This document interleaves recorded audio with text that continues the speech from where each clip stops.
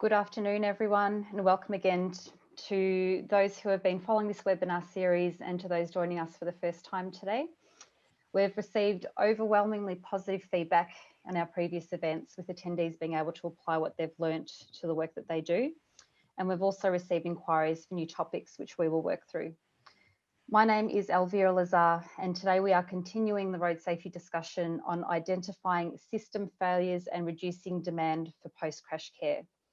This webinar series is a collaboration between AITPM, the Australian Institute of Traffic Planning and Management, the Australasian College of Road Safety, ACRS Victoria Chapter, and RACV, where I am the Senior Policy Advisor. In each session, we've been exploring road safety topics with the aim of identifying areas where we can further reduce deaths and serious injuries on our roads. So far, we've explored the topics of cyclists, motorcyclists, safe roads and safe speeds. And these presentations and the presenter slides are available to members on the AITPM website and also the ACRS website. Today's session is again being recorded, so this will be made available on the websites. I'd just like to run through some acknowledgements before we get into things. So AITPM is very proud to be sponsored by their national platinum sponsors, Austraffic and WSP. Their national sponsors, Cardno, VLC, Connexus, SMEC, Matrix, Monash University, and their Victorian sponsors, Department of Transport, RACV, O'Brien Traffic, SALT, Traffic Works, and Traffic's Group. And ACRS would also like to acknowledge the global goals for sustainable development, the Decade of Action for Road Safety, and Sarah Group. And if you'd like more details on becoming a member and to find out more member benefits, please visit the websites. Now, so if you are not a member and you are attending today, you will receive free 3-month access to the ACRS weekly alert too. So moving on, I'd like to remind everyone to please make sure that your microphones are muted and your cameras are off for the duration of the session. And if you'd like to ask a question, you can do this by sending your questions through as we move through our presentations via the Q&A tab and as we hear from our presenters. In the second half of the session, we will hear from Daniel Mustata, who will facilitate the discussion with your questions. Now, it is my great pleasure to introduce Associate Professor Michael Fitzharris, who is the Associate Director of Regulation and In-Depth Crash Investigations at the Accident Research Centre and the Injury Outcomes Research Unit at Monash University. He's the Chief Investigator of the recently released TAC MUARC Enhanced Crash Investigation Study that aimed to identify the causes and consequences of serious injury crashes. Michael also holds an honorary staff position at the National Trauma Research Institute at the Alfred. He and his team have undertaken significant work in the areas of drink and drug driving and continue to examine the benefits of vehicle safety technology on reducing road trauma. Welcome, Michael. Thank you, Ellen. Thank you for having me.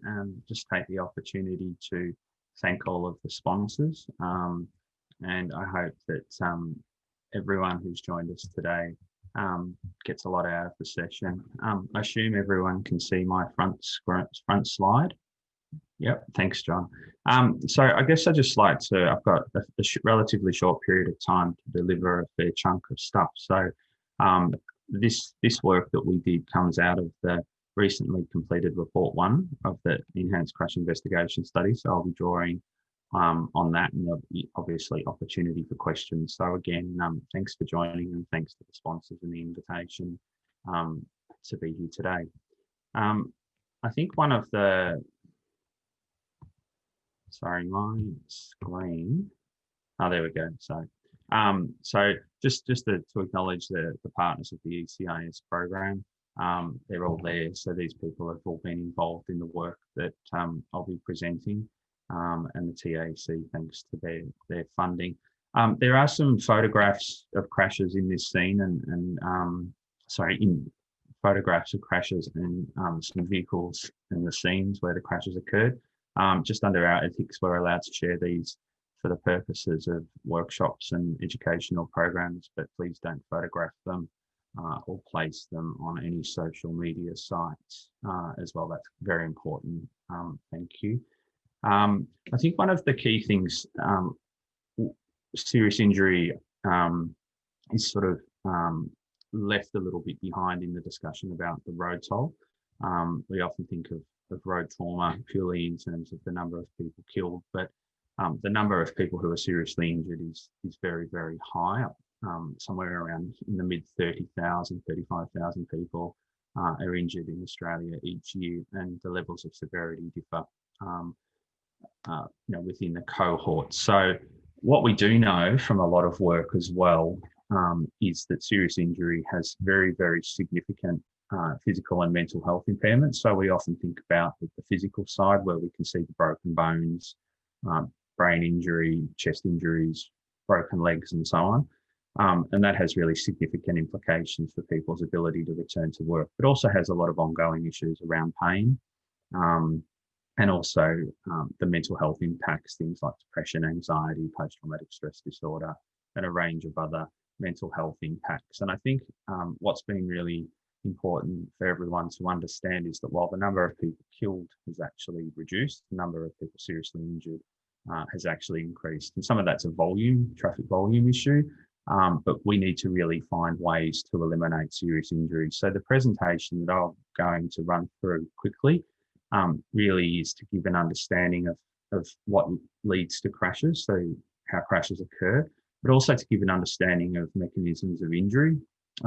That's really rapid, and then how the system performs, because when we think about Vision Zero and the safe system, it's how we actually put the pieces of the puzzle together really to operationalize that. And that was really the view by which TAC funded the Enhanced Crash Investigation Study. And that's a scene that you can see as a crash had occurred, and you can see from an emergency services personnel. And it's interesting to often reflect that when we come across a crash and there's a traffic jam, our immediate response is, oh, what happens, what's happened ahead? And then people can be frustrated by their delay, but we need to start to change the conversation really around the really serious impact that injury crashes can happen. So we need to think about how we actually manage the system and how we make the system work really effectively. Sorry, my computer seems particularly slow. So just a really quick rundown.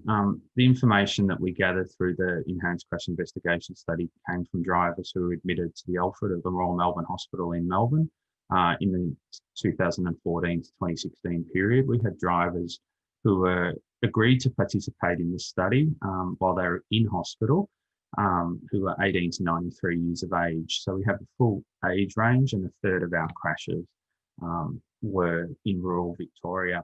And drivers were interviewed to those that could be. Sometimes we needed, because of the nature and severity of their injuries, informed consent was gained from their family. But our job was really to put the crash back together. So to take a really detailed view.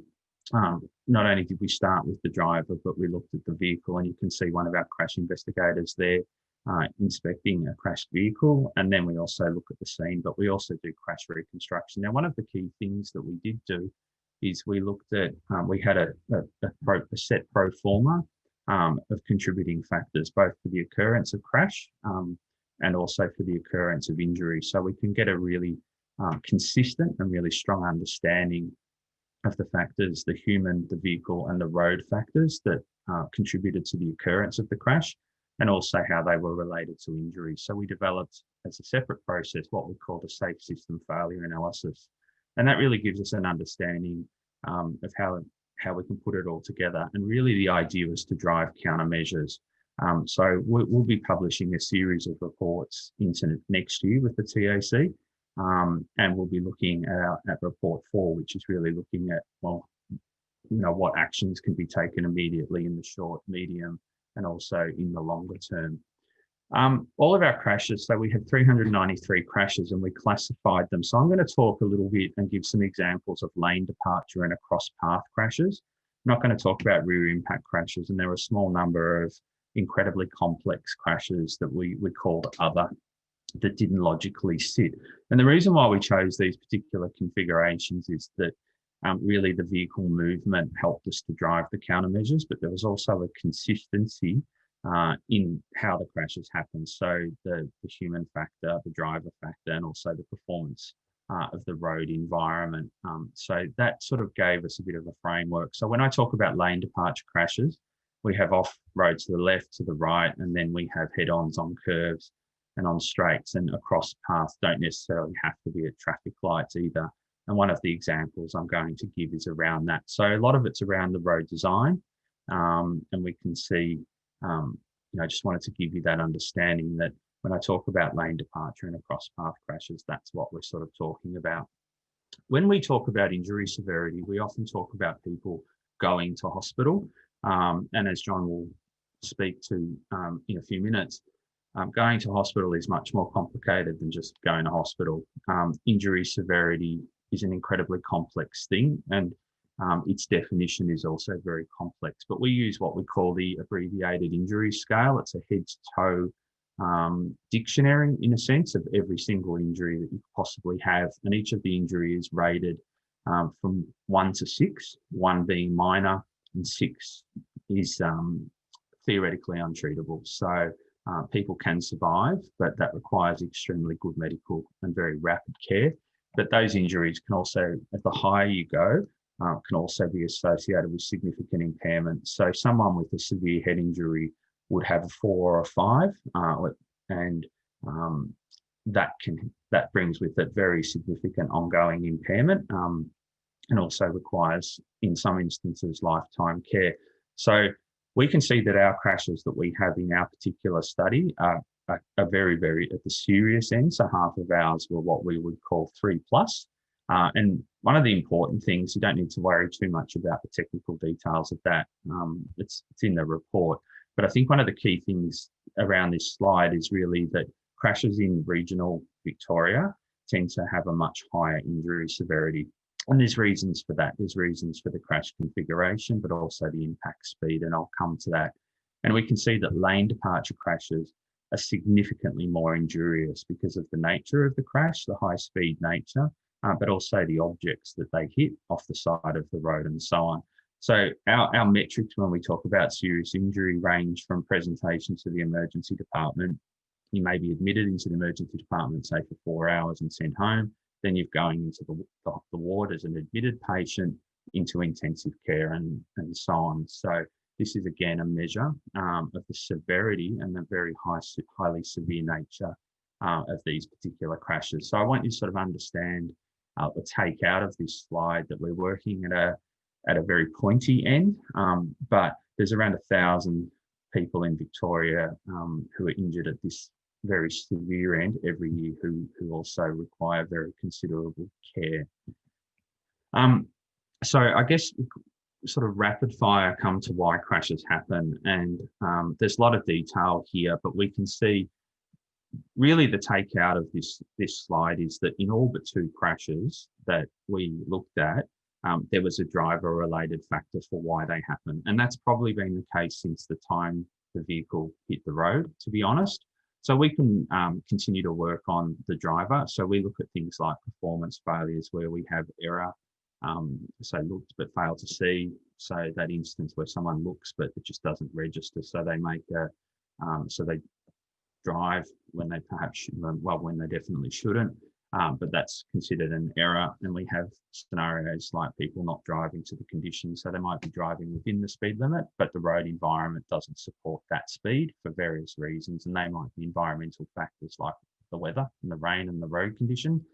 And you can link that across the tyre condition, but not always. And then we see people doing manoeuvres like overtaking when they shouldn't and so on. And then we have a whole range of health and driver state factors. So these are just basic medical conditions. And you can see that they're relevant in half of the lane departure crashes. And certainly in one of the examples that I present to you today, we can see that that's actually the case, where someone's medical conditions has had a direct bearing on the crash occurring. And we can also see the driver state. When I talk about that, I mean driver fatigue, or people literally falling asleep at the wheel just through sheer exhaustion. And then there's non-compliant behaviour, and we see that driving over the speed limit was seen in around 26%. So that means if you look at the other way around, 74% of our crashes, there was no speeding. And likewise, alcohol and drugs was a factor in 19% of crashes. But again, if you flip that, it's not a factor in 81%. So I think it's important to think about there are reasons that we can pin, but when we actually look at countermeasures, we have to ensure compliance for a host of reasons, and I'll come to that, but also want people to understand too that crashes happen for many reasons, and it's not just non-compliance. In fact, we see compliant drivers in crashes being seriously injured. So that's why we need to take that system approach. Our research also looked at the relationship to speed and crash risk, and we can see clearly there is a relationship, and this sort of replicates the work that Kazza did and Craig Cloden's work that showed an increased risk. So we've looked at that with our crashes as well, and we can see that quite clearly there's exceeding the speed limit. In our case, even by 3 kilometres an hour, is associated with a 25% increase in crash risk. But the other thing about speed is that there's a relationship between the speed limit that you're allowed to go, travel speed, and impact speed, because we can see that there's a limited time to brake. And those that did brake, 55% of drivers in our crashes braked pre-crash, and they could only do so for 1.3 seconds. So the speed reduction isn't as great as one would hope from the base of the driver. So I guess we're sort of at that last level of the point of no return at this point. And we can see quite clearly there's a really strong relationship between impact speed and the probability of a serious injury. That's just pure physics, and that's what we sort of see. Exceeding the speed limit, of course, puts you at the higher end of that curve as well. I know I'm going quite quickly, but I want to get through a few things and show you some examples. But when we talk about engineering, there's safety in the vehicle. And a key point here is we know that 5 stars, that actually matters. New 5-star cars had the lowest level of drivers with serious injury compared to people with in 3-star cars or lower. Now that just makes sense. But one of the key things is when we talk about eliminating serious injuries, we need to understand that all cars have a limit of protection. So that's kind of like your engineered in safety limit. And that's what we saw on the slide before. And that's a really important point and dates back to actually the late 60s and 70s, and actually Colonel Stapp putting himself in a rocket to see how fast and how far the human body can actually tolerate force. So we're talking about crash packaging. And the point to be made here is that beyond a certain point, and arguably that's the crash test speed, because that's how manufacturers design the safety of their car, there's no guarantee that the car will hold you and package you in a safe manner. So that impact speed is really what becomes a really critical thing. And we know, of course, that the injury severity is modified by what you hit and what hits you. And one of the really key aspects is we see what we think are horrific crashes when we see people being trapped. The car just disintegrates, it just crushes. And that structural deformation has a direct relationship to impact speed, but it also takes away the occupant's cell. And I think anyone could see that Formula One event the other day and see how just important how the system performs together, and the protection of the driver makes a case. And I think with the road infrastructure, it's something that's really critical when we think about road infrastructure. There's a lot of emphasis on speed limits, and yes, that's really important. But safety by design is actually a really critical aspect of what we're talking about when we're talking about the built environment and how the system is used and what the solutions might be. So I've just listed a few key threats, but I really want to show them.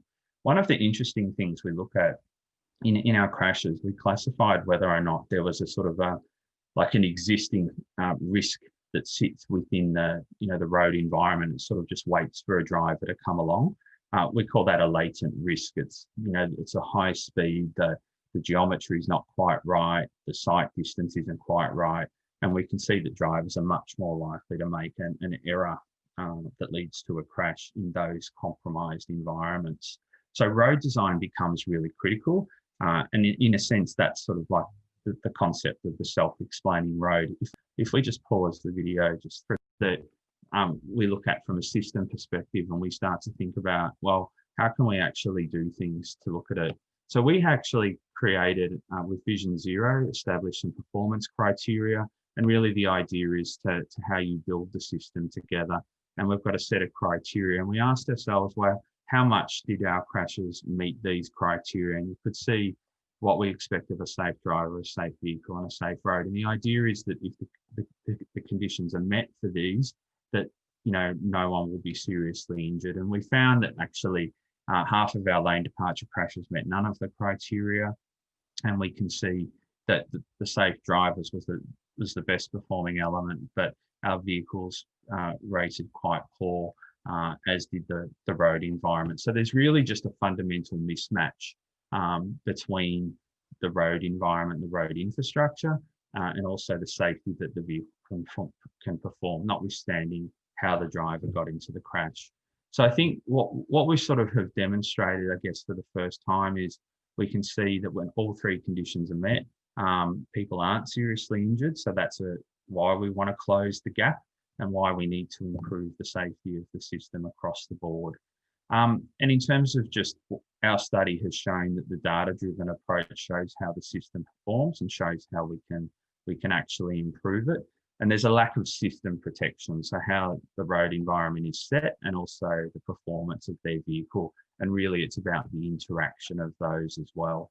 And really what I really wanted to demonstrate with the 4 case scenarios very quickly was just the misalignment between the road environment, the built environment, and the engineering limits of the car. Yes, there was always a human error, but there always is, and it's not always non-compliance. In fact, the majority of our crashes compliance factors were actually there. So to get gains, to reduce trauma, we need to look at how to improve the systems concurrently. And there's a role clearly for vehicle technology, both in active safety systems, but also to improve the safety of the vehicle, but also really appealing to look at the road infrastructure, the design and the form of the road, and matching speed limits. And that's one aspect. And I think from a trauma management perspective, we can see how severe they are. And really that creates a challenge for first responders, because having those drivers trapped in the cars is really the first part of their journey. So I just leave it there. I know that's really quick, but over to John, and we can actually take some questions towards the end as well. Thank you there, Michael, and I think you've done well to pack that piece of that incredible body of work into just a few minutes. So thank you for covering off on that. So we will get to questions shortly, but I'll just quickly introduce our next speaker for today. So we'd like to extend a very warm welcome to Dr. John Crozier. So John is a vascular and trauma surgeon on staff of Liverpool Hospital in southwest Sydney. John has chaired the Binational Trauma Committee of the Royal Australasian College of Surgeons from 2014 onwards. He also serves as a vascular surgical specialty representative on the Royal Australasian College of Surgeons Council. He's the co-chair of the National Alliance for Action on Alcohol and has participated as an instructor on the Definitive Surgical Trauma Care course from 1997 within Australia and internationally. So thank you very much for joining us today, John.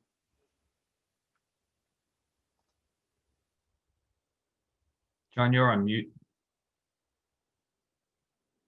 Might just get you to turn your camera off as well, please, Michael. Thank you. I'm sorry. Elvira, thank you so much. And from the outset, can I say what a privilege it is to be a participant and to follow Michael. I'd also acknowledge that I'm privileged to sit today in the land of the Gadigal. The custodians have held this land in trust for over 60,000 years. Disproportionately, it is the Indigenous who are represented in a lot of the preventable crash and death statistics in particularly Northwest Western Australia and the Northern Territory.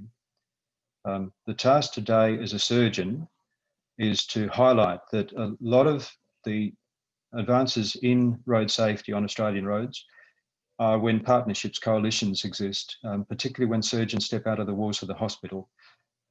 I'd acknowledge in that role the primacy that Gordon Trinker, a Melbourne-based general surgeon with a trauma interest, had. I'll highlight deficiencies in our current decade of national road safety.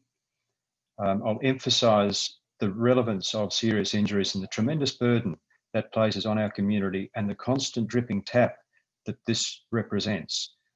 It is the case that we're habituated to a horrific burden of serious injury.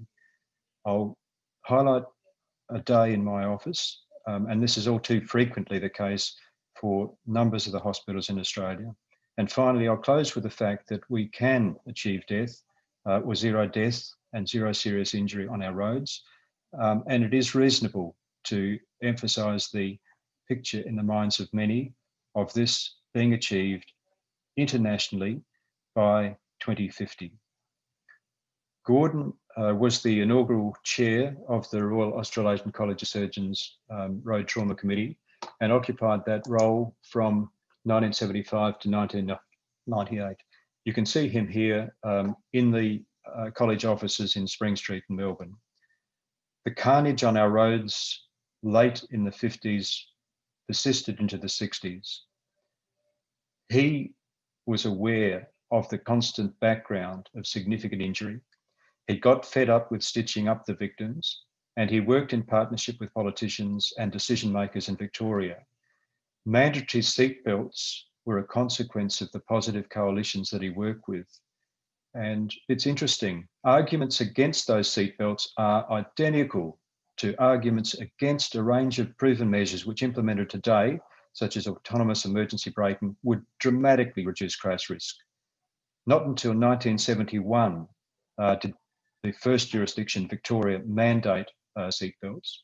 Shortly thereafter, Victoria led the way with a 0.05 blood alcohol limit on drivers tested at the roadside. Gordon was instrumental in the development of trauma teams and mandating the requirement for a consultant surgeon to be present at the time a patient was received in a hospital. 1969, 1034.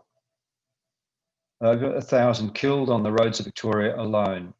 And a tabloid, The Sun, the editorial by Harry Gordon began that public profiling of the unacceptable fatality rates on Victorian roads.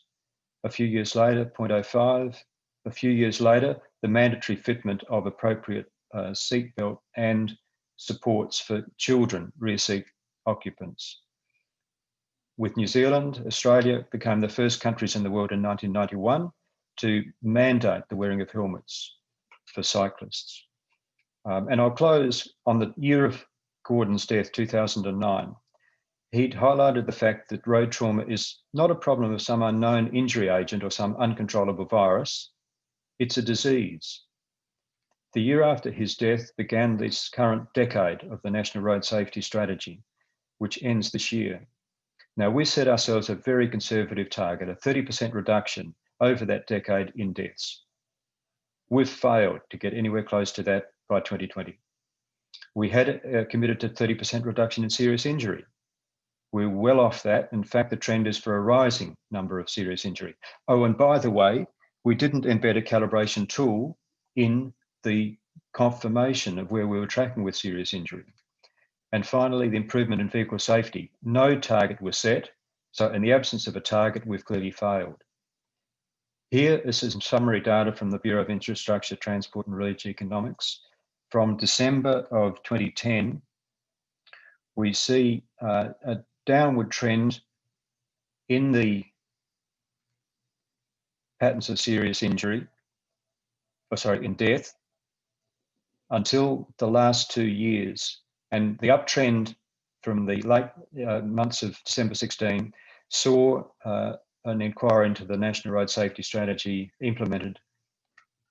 I was participant in that and had the privilege with Jeremy Woolley and senior advisors Lachlan McIntosh and Rob McInerney participating in that. Here are severe injury data presented to Bureau of Infrastructure, Transport and Regional Economics. And these are the injuries that Michael made reference to, the very, very severe pattern of injuries from survivors of road crashes. And quite clearly, the trend toward the end of this decade is for a rising number. Going now to New South Wales, in the public domain in 2011 was the spend for the management of our severely injured, $5 billion, $5,000 million in 2011. Now in 2019, we had 10,366 hospitalised. And my preference is to use hospitalisation as a descriptor. I think most of us acknowledge when we start our trip to work or head off on holiday, we don't anticipate spending time in a hospital in consequence of a crash on that trip.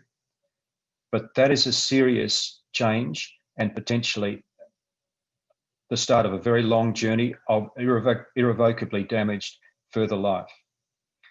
Those are big numbers. Let's contextualise it. So what I'll do, these are the major trauma centres of New South Wales.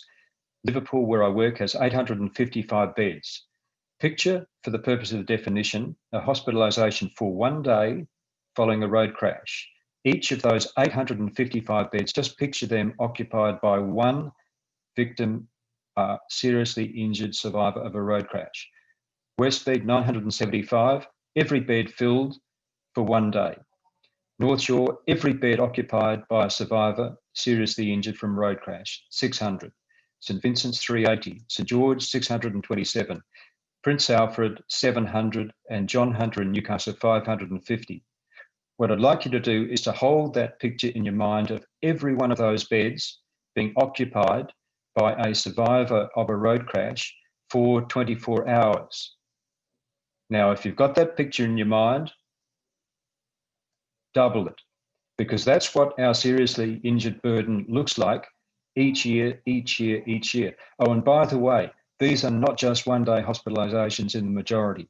Many will spend weeks and spend months in rehabilitation afterwards. For each one hospitalised for 24 hours, there are over 7 who are managed for up to 24 hours in the emergency departments. That's the burden that we take for granted as the privilege of driving on our roads. 100 of us are killed each month, and 100 of us are hospitalised each day. That's the silent epidemic, drip feed of trauma. I highlight this inquiry. A very consultative report was delivered in September of 2018. The conclusions and the recommendations, 12 in number, are every bit as valid now as they were at the point of delivery. Again, just to quickly now recapitulate some of what Michael had said. Disproportionate death occurs on country roads. Over 70% involve males, and they're often within 5 kilometres of their place of domicile. It's not the case that the majority are interstaters or international visitors. These are people who live locally, who get habituated to driving, and who significantly underestimate the risks they run each day. 900,000 kilometres of road system are used in Australia. Over 40% of these are graded less than 2-star. And similar to cars, a road assessment 5-star rating exists where for each star increment, there's a 50% decrement in the death or probability of death in crash on that road. This is a standard rural road in New South Wales. We see a single carriageway undivided, minimal shoulders and they're unsealed, roadside furniture very close. What do you think the promulgated speed limit is? Now, in your mind, I'd ask you to picture yourself driving within a metre of a cliff that's 13 stories in height. And I'd picture yourself travelling against a cliff, 1 metre from it, at 100 kilometres per hour. If you have the misfortune to fall off that cliff, the impact speed is the same as would be the case if you struck a stationary roadside object. But that is the risk that you run constantly as you travel at 100 kilometres per hour on this unseparated carriageway.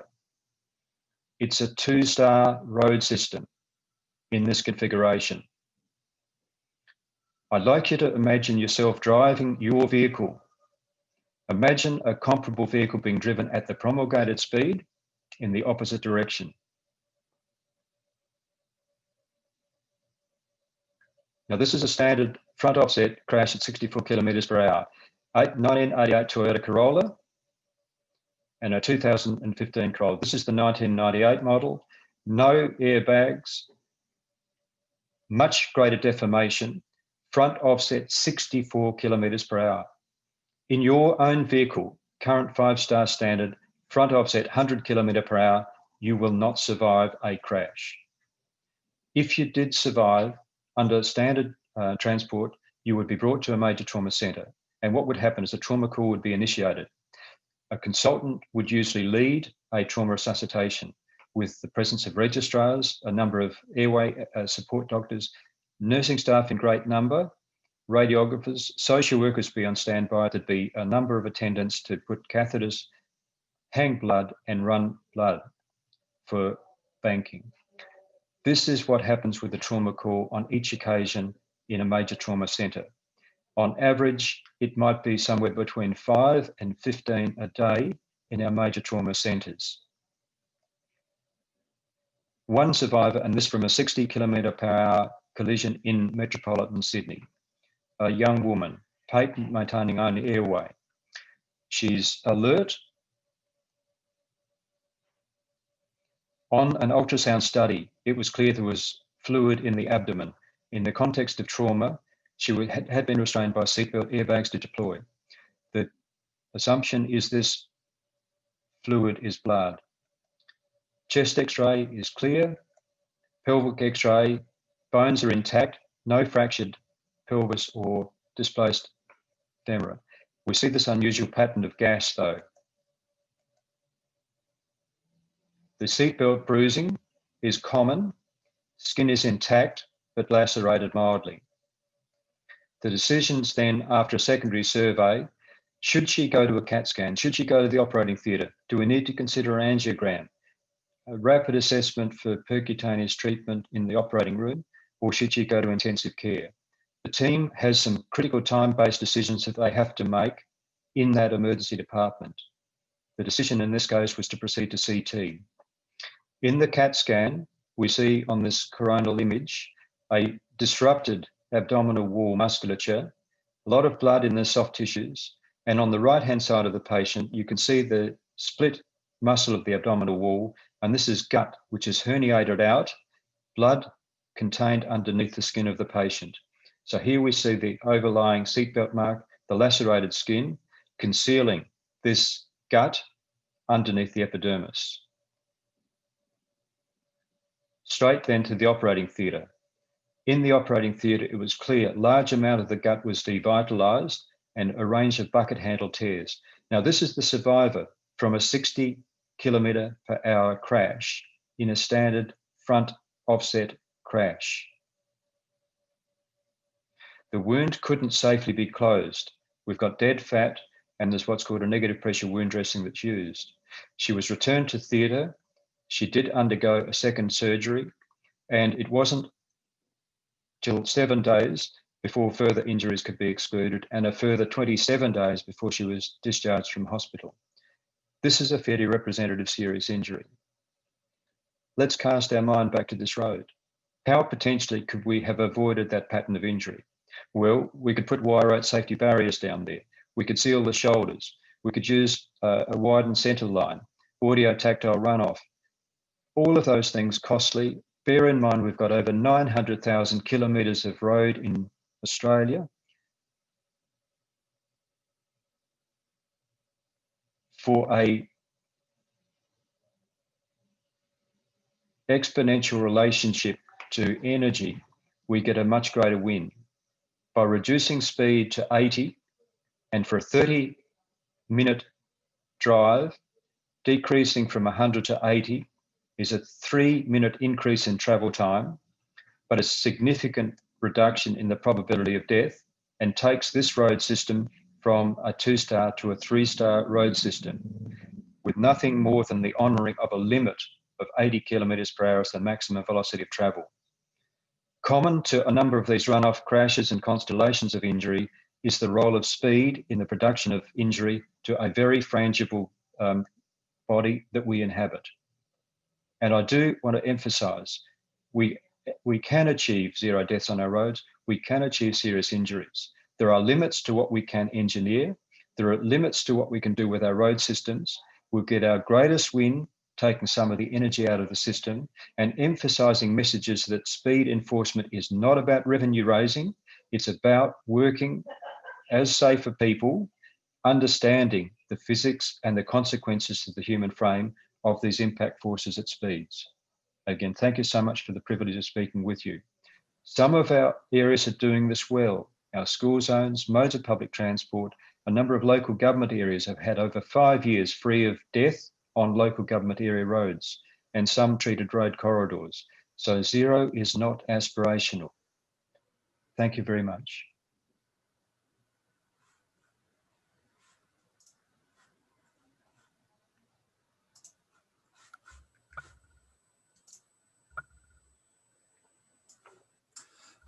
Thank you very much,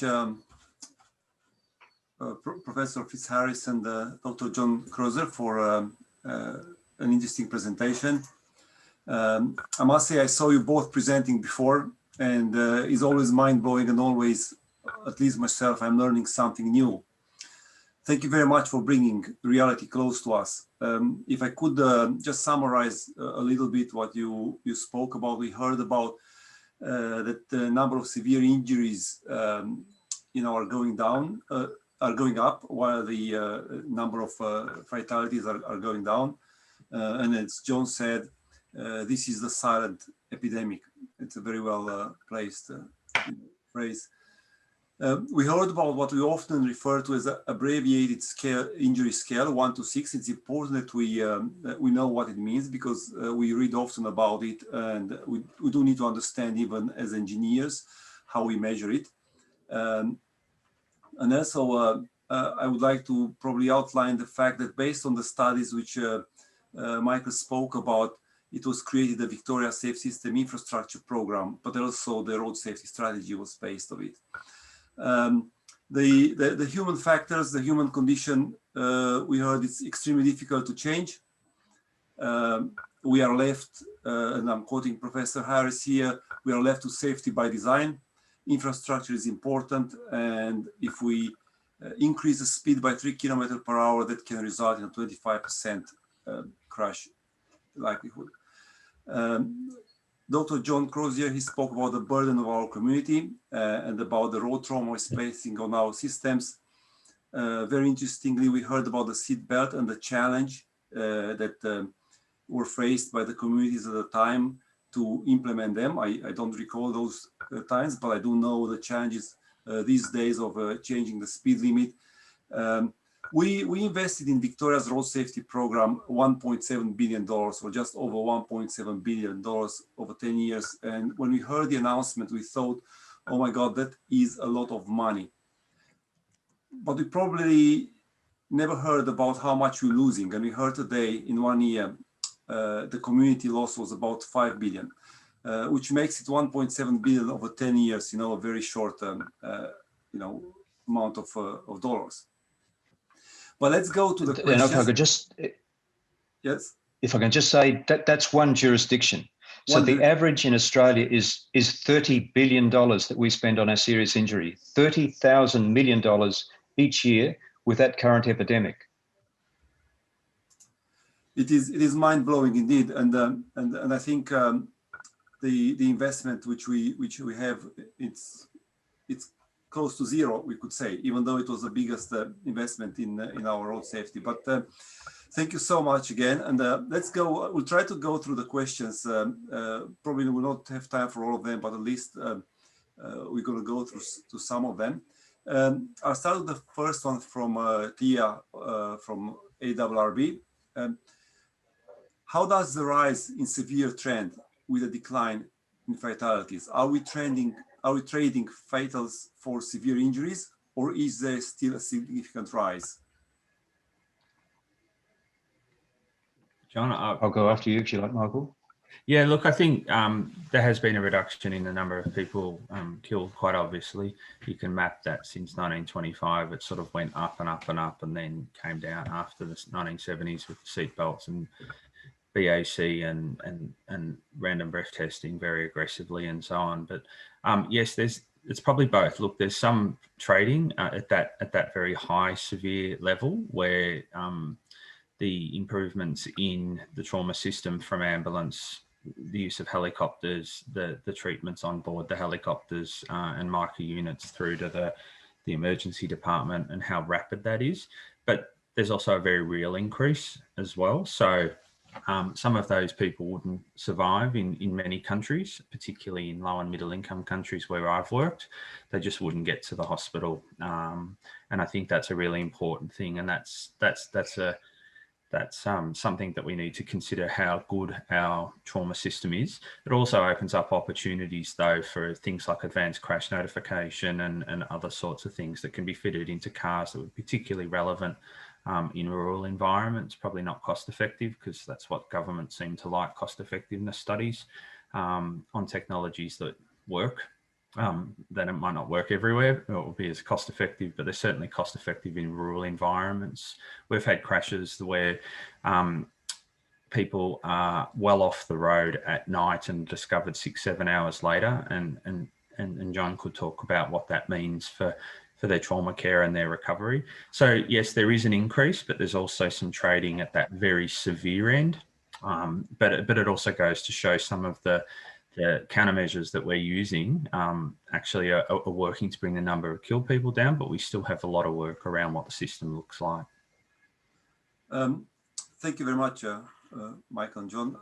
I will put together a little bit of 3 questions, and I try to summarize them into one single question. And the questions comes from Peter from RACV and Partha. And it mostly relates with the speed, and we heard from you, and we know there is a ton of evidence which suggests that speed and speeding has got a big impact into result of the road trauma. How do we, and we also heard how difficult it was to implement the seatbelt. How do we bring this discussion politically, and how we depoliticized, the speed issue? Because we speak about reducing speed limit, but we don't really always do much about it.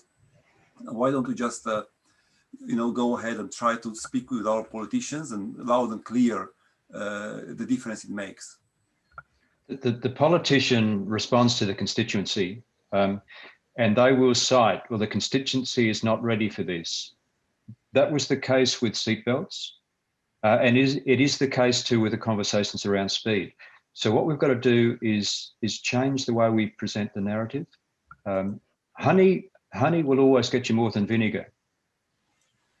I'd cite the evidence out of the Mildura Rural City Council, and over a period of some years, in partnership, planners work with the community, and they effected an outcome where the approach speeds for the main roads into Mildura remained at 100 kilometres per hour.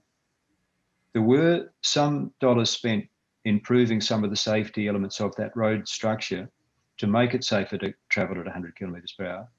But the other, and this is the significant part of it, was that there was a reduction of speed on the secondary roads to 80 kilometres an hour or less, and the CBD was reduced to a 30 kilometre per hour de facto speed zone in consequence of low-cost roundabouts at intersections. Now, none of this was brokered in terms of a primary outcome or focus on speed. But what did happen was that the costs the council was expending on recurrent maintenance costs for those secondary roads, by decreasing the travel velocities from less than 100, from 100 back to 80, you decrease the wear and tear on those roads. Where your main supply routes or access roads are 100, people will preferentially use them to come into the city. They're safer for the lower cost retrofitted upgrade. And then within the CBD itself, the amenity for those that are shopping or on cycles and local people, that was reflected in a greater sense of well-being. And the amenity win was the way that it was politicked. So it's knowledge of those and allowing the opportunities for people that have worked and achieved those outcomes to distribute that learning. That brings a much more credible story. And unless we work at those local government areas or local council levels, we can't drive in a directive way, authoritarian way, if you like, our politicians to do the right thing. But they simply, in a democratic process that we have, we can't win that way. Yeah, and I'll also just quickly add, I think it's around making or assisting people in understanding. I agree totally with all the issues of amenity and livability and sustainability. They're really important arguments to be had across the board. But also, I think we need to sort of refocus the conversation. For so long, we've spoken about the road toll as in terms of number of people killed. I don't think people have any really good understanding of the number of people seriously injured. In fact, we asked that question, how many people, we had a couple of 5,000, I think it was, that survey. And everyone underestimated it. Some people said it's 10,000 people. Some people said it's less than 5,000. People have no conception. And they also think that their car will protect them from anything. And I think that's part of it, where we have to draw a line between the set speed limit, travel speed. People just don't have time, and our data shows that people just don't have time to brake, to ride off any speed. And people think that, oh, well, you can react and like you're some sort of superhero. You've got a blink of an eye. So impact speed is driven largely by, what you set the speed limit as, and then you're left. If I often have this grotesque idea. Think of the Eggmobile and Graham Kennedy, if anyone knows their seatbelt history. If you get a can of tin tomatoes out of your cupboard and chuck it on the ground, it won't split. Keep throwing it and throw it hard enough, there'll be stuff everywhere all over the floor. That's people in a car. And yet people drive around thinking that the car will protect them from anything. What we show, and what the conversation we need to have, is to draw that line for politicians and also for the community to understand that at a certain point, your car is no longer going to save you. And that's the argument I think we need to point out, that that tin can that is around you that you feel bulletproof in, it has a limit. It has an engineering limit. And all the engineers out there will know, well, of course there's a limit. It's going to fail at some point. And that's the key that we need to get through, as well as the long-term emotional cost. And I'd say to people who don't think we're going to get to zero, what member of your family are you willing to let be seriously injured or die? I think that's a really brutal point. But at the end of the day, I mean, that's the question. Are you willing to let someone in your family die, and when it's foreseeable, predictable, and we know how we can fix it? And the speed limit issue is a really important one. And COVID shows the way what definitive, strong, robust political leadership can do. We don't necessarily like it. In fact, seatbelts and BAC were opposed by some jurisdictions. Some people hated the idea of seatbelts. Could you imagine driving down the road without your seatbelt now? No way. So, sometimes we have to drag the community along. We have to drag the politicians, and we have to create that argument and that narrative, because we just thought, oh, well, that's the road toll and it's done. It's quite grotesque. Yeah. And if I could just quickly underscore the points that Michael has well made, but also the observation that COVID has empowered politicians to be able to present data to the whole constituency each night as you watch your television. You know how many people have been tested, you know how many people are positive, and you know how many in intensive cares all the way around Australia. The reality is we can't do that with our serious injury burden. A lot of the data that is being delivered to Canberra is 4 years in the past. We've got to get much better, much more nimble at delivering these big data sets, ideally geospatially coded, with a serious injury health burden to Canberra.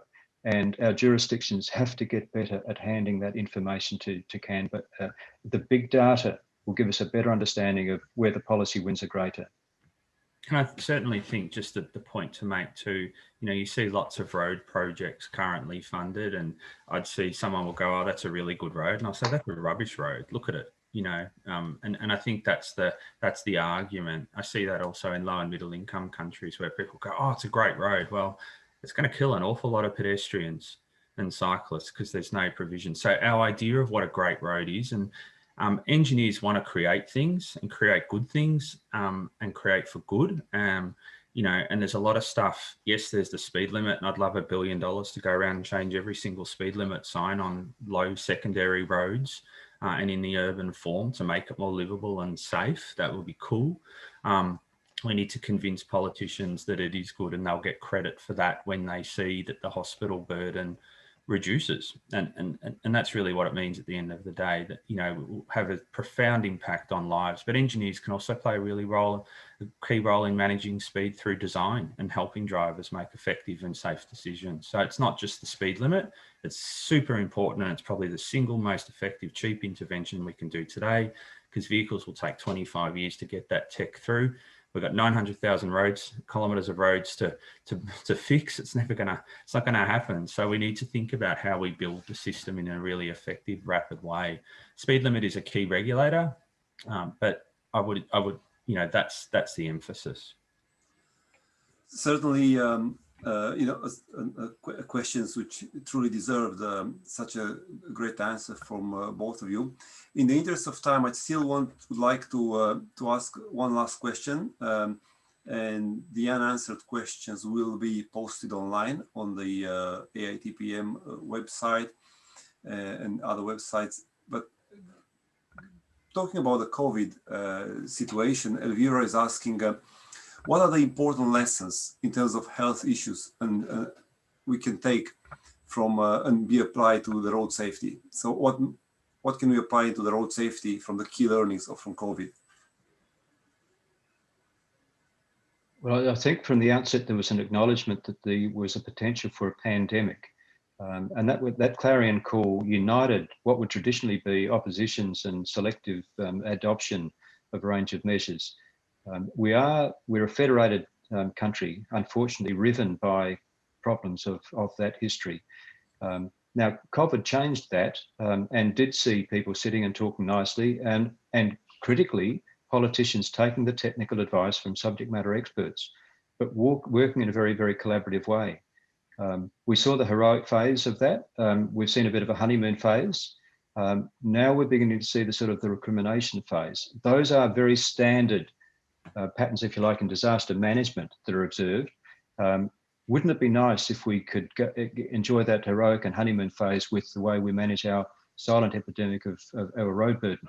And when it's all said and done, many more have died on our roads in the 9 months since COVID struck Australia, and the far more beds occupied in our intensive cares and our hospital wards by the survivors of road crashes than is the case with survivors of COVID. Yeah, very powerful message. In fact, we have received a few comments thanking you both for an extremely interesting presentation. We run out of time, and as I said, would like to thank all the attendees who participated today and all the guests who joined us. Please take time to look at each organization websites, AITPM, ACRS, and consider becoming a member if you're not already one. But again, all unanswered questions will be posted online, and we look forward for your attendance again on Wednesday, 10th of February, when we're going to be addressing risky behavior and avoiding the aftermath. We're going to have as a presenter Jeremy Woolley. I think Johnny mentioned him before, Director of Centre of Automotive Safety Research in University of Adelaide, and Martin Small from Martin Small Consulting. Both of them will be with us in 10th of February. Until then, again, thank you very much. Very interesting presentation. I deeply enjoyed it, and I'm sure we're gonna see you again soon somewhere. Thank you all. Thank you. Thank you. Bye-bye. Thank you so much, Daniel. Thank you. Bye all. for now, Mike. Bye-bye. Bye, everyone. Thank you.